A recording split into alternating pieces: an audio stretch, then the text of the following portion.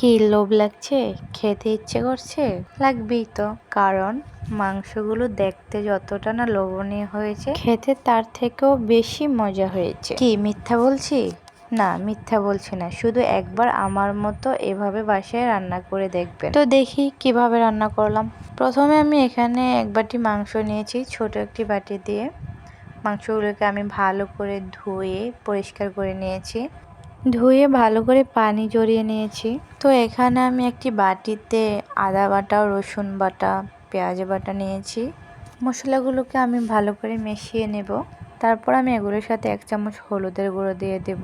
আমি আরও একটু হলুদের গুঁড়ো দেব, কারণ গরুর মাংসতে হলুদের গুঁড়োটা একটু বেশি দিতে হয়। তারপর আমি এখানে দেব মরিচের গুঁড়া পরিমাণ মতো, যে যেরকম ঝাল খায় ওরকমই। তারপর আমি এখানে দিয়ে দেব পরিমাণ মতো লবণ। তারপর আমি এখানে জিরার গুঁড়া দেব। তারপর আমি এখানে গরম মশলার গুঁড়া দিয়ে দেব। 1 চামচ গরম মশলার গুঁড়ো দিয়েছি আমি। তারপর আমি সবগুলো মশলা ভালোভাবে একসাথে মিশিয়ে নেব। তারপর আমি যে ব্লেন্ডারে মশলা ব্লেন্ড করেছি, ওইখানে লেগে থাকা মশলাতে একটু পানি দিয়ে ওই পানিটা আমি মশলার সাথে মিশিয়ে নেব। নিয়ে মশলাটা আমি একটি পেস্ট তৈরি করে নেব। এখানে আমি মশলার সাথে কিছুটা টমেটো সস দিয়ে দেব। তারপর মশলার ভেতরে আমি মাংসগুলো দিয়ে দেব। কাঁচা মাংসগুলো দিয়ে ভালো করে মিশিয়ে নেব মশলার ভেতরে। মশলার সাথে মাংস মিশিয়ে আমি আধা ঘন্টার জন্য ফ্রিজে রেখে দেব। তারপর দেখুন এখানে আমি পেঁয়াজ কেটে নিয়েছি, একটি টমেটো কেটে নিয়েছি, আর একটি বড় সাইজের আলু কেটে নিয়েছি। এখন আমি চুলাতে রান্না করতে চলে যাব। কড়াইতে আমি এখানে আগে তেল দিয়ে তেল গরম করে নিয়েছি। তারপর আমি পেঁয়াজ দিয়ে পেঁয়াজটাকে একটু ভেজে নিয়েছি হালকা। তারপর আমি এখানে মশলার সাথে মিশিয়ে রাখা মাংসগুলোকে দিয়ে নিয়েছি, দিয়ে আমি কষিয়ে নিচ্ছি। 3-4 মিনিট কষিয়ে নেওয়ার পর এখন আমি টমেটো কুচি দিয়ে দিব। টমেটো কুচিও আমি সাথে কষিয়ে নেব একদম যাতে গলে যায়। তো এভাবে আমি কিছুক্ষণ কষিয়ে নেওয়ার পর ঢাকনা দিয়ে আমি আরো অনেকক্ষণ কষিয়ে নেব।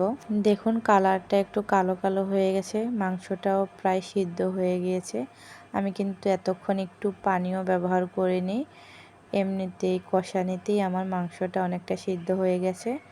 এখন এ পর্যায়ে আমি একটু পানি দিয়ে দিচ্ছি, দিয়ে তারপর আমি আলুটা দিয়ে দিচ্ছি। আলু দিয়ে আমি আরও কিছুক্ষণ কষিয়ে নেব। আলু দিয়ে কষিয়ে নেওয়ার পর আমি এই পর্যায়ে একটু বেশি করে পানি দিয়েছি। তারপর পানি দিয়ে আমি আরও কিছুক্ষণ রান্না করে নেব। তারপর যখন দেখব ঝোলটা আমার একদম সমান সমান হয়ে গেছে, একদম তেলটা উপরে বেশি উঠেছে, মাংসটাও সিদ্ধ হয়ে গিয়েছে, তখন আমি রান্না চুলা থেকে নামিয়ে ফেলবো। এই যে আমি রান্না চুলা থেকে নামিয়ে ফেলছি। এখন আমি পরিবেশন করছি আমার হাজব্যান্ডের জন্যে।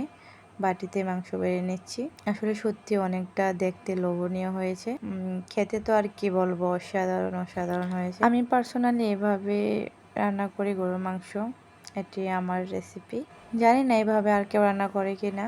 তারপর এখানে আমার হাজব্যান্ড একটা বাটিতে শসা কুচি করে নিয়েছে, পেঁয়াজ কুচি, মরিচ কুচি, ধনেপাতা কুচি করে একটি সালাদ তৈরি করেছে।